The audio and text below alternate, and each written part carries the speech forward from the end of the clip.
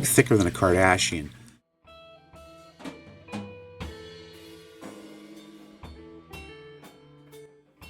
Celebrity applause, applause. No, I'm not asking you to clap. I'm referring to the 3 fake ovations here, or Fauxvations if you will.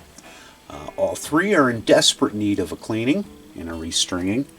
2 of them have great sentimental value. The 3rd is just a backup. And I've wanted to go through these 3 for a while, and I thought I'd do it all in one video, get them ready for the summer open mic circuit. So I'll do them in order of age and importance, and I'm not going to level frets or anything too deep. The fretboards are in need of moisture, the strings are black, and one of them is totally covered in dust. So I'll go through them, tell you about each one, and we'll talk some Ovation history. So let's do it. Alright, up first is my brother Vic Hucklebuck's Ovation Celebrity Model CC57. He got it used in '93 for like $200. It came from a small shop in downtown Dover, New Hampshire. This guitar made me fall in love with Ovations. I had never played an acoustic that kind of felt like I was holding an electric. And I remember sinking into a beanbag chair and I played it for hours. He probably wrote over 24 songs on this one. And it's always been there in a stand in the basement studio, just waiting to bust out a tune at any moment. It's a total workhorse. He doesn't take it out anymore because of the sentimental value. He has more like expensive acoustics that are more beaters to gig with. So keep the cheap stuff at home. So I'm going to polish the frets. I'm not going to level them or anything. I'm going to clean up the body and the fretboard. And I'm going to string it up with the D'Addario Phosphor Bronze 1047. Alright, I wanted to show you some of the products I'll be using while I go through these guitars. I'm going to use the same process on all 3. I'm not going too deep in the weeds here, fellas. Call it some routine maintenance. None of them have any major issues, so just a few household products are all we're going to need. I'm going to take off the old strings. I'm going to take it outside, use some compressed air to blow out any dust out of the inside. Not talking jet engine pressures here, just a little know what I mean? We'll clean it off with some Sprayway glass cleaner. That'll get rid of any dirt, dust, bacteria. Then I'm going to use my Dremel tool, a little buffer tip, and some Polish compound. Only the best Polish compound. Then I'm going to use these guards to protect the fretboard, and we'll shine these suckers up. The fretboard after that will get some Howard feed and wax rubbed into it. This has all the vitamins, minerals, and bee vomit your wood needs. And then a quick wipe down with some spray wax. Give it a shine, make it look slick, and make it smell good too. All 3 guitars will have the Dad Oreos, so let's do it.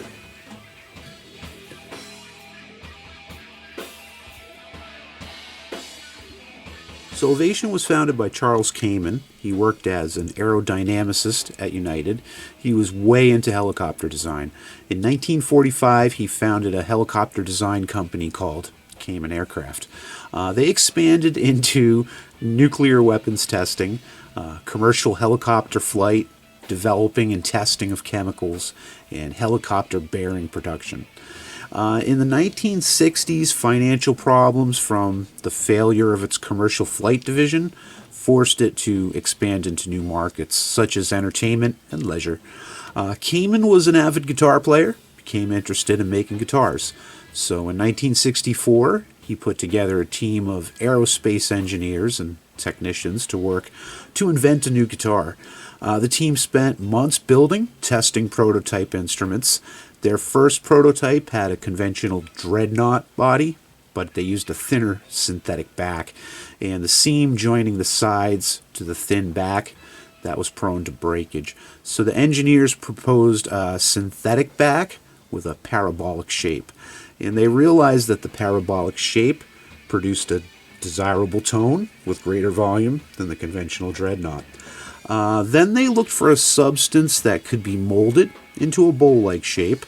They developed lyracord, and that's a patented material comprising of interwoven layers of glass filament and bonding resin. It's kind of like fiberglass, I guess. The first successful design was built by luthier Jerry Gardner, and it made its debut in November of 1966.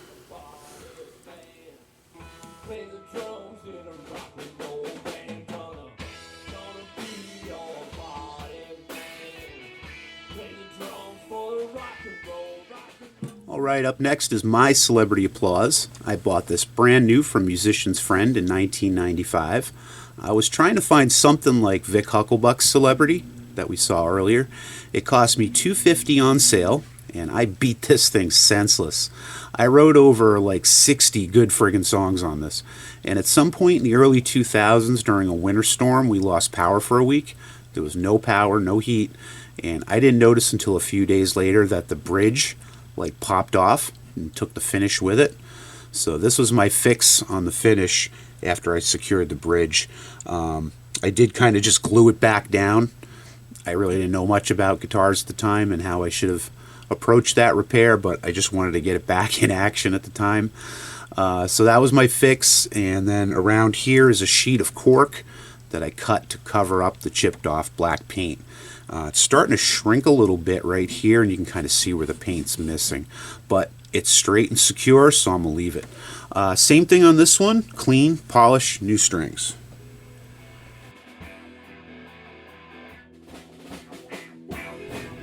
So the release of the Ovation was tied to two performers.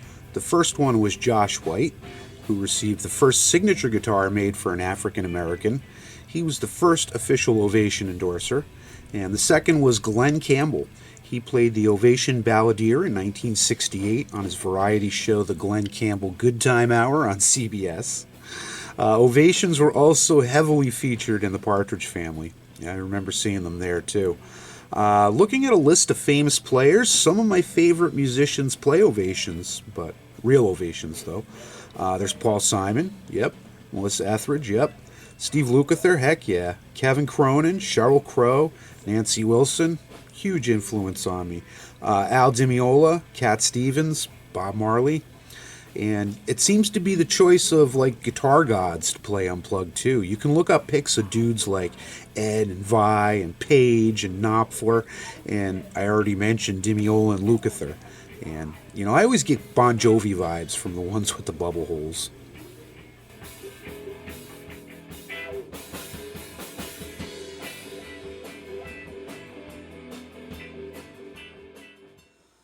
Alright, last up has no sentimental value. I got it off the Jungle Shop in 2016. It was on sale like a Black Friday lightning deal, and I just looked it up. It cost me $120. So I'll take a chance at that price. It feels exactly like the other two, but the bowl is deeper, and it's less comfortable to sit with. It's thicker than a Kardashian, but it makes a great backup. And as you can see, it doesn't get used much. It hangs on a hanger in my workshop. And I can play a dusty guitar, but at this point the dust is playing me. So, same thing on this one, polish, blah, blah, blah, blah.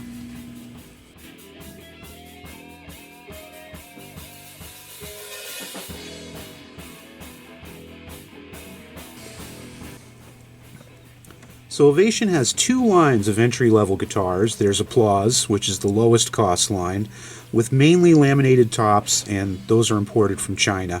The Applause brand was launched by Ovation in the 70s, and then celebrity models are imported from China or Korea and range from entry to medium level laminated top models up to high-end solid top models with all the ornamentation. Did you know that the Ovation made solid body electric guitars?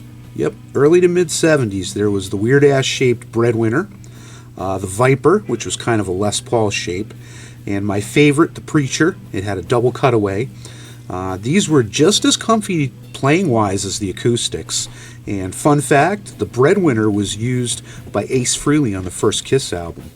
And much like the PVT series, these are kind of sought after now. I'm always on the lookout for one.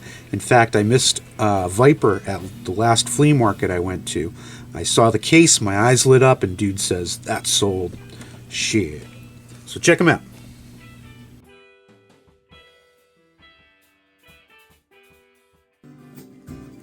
I don't know if it's because this one is 20 years newer than the other two, but it plays and feels way better. Seems better constructed too. Maybe the more deeper bowl adds some stability. I'm not sure. There was so much dust in this when I blew it out. I thought I released a genie.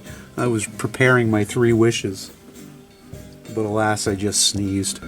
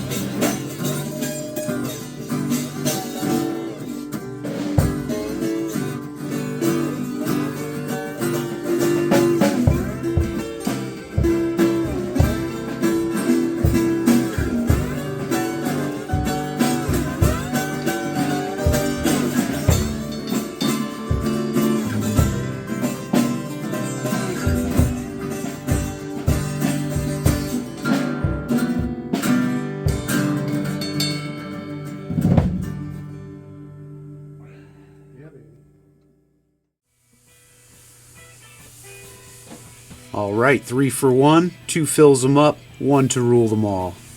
Those are our 3 Fauxvations. These are awesome for playing on the couch or standing with a strap, and you get used to the round back. I want to thank you for joining me. Give me a thumbs up for filming it for you, and we'll talk again soon.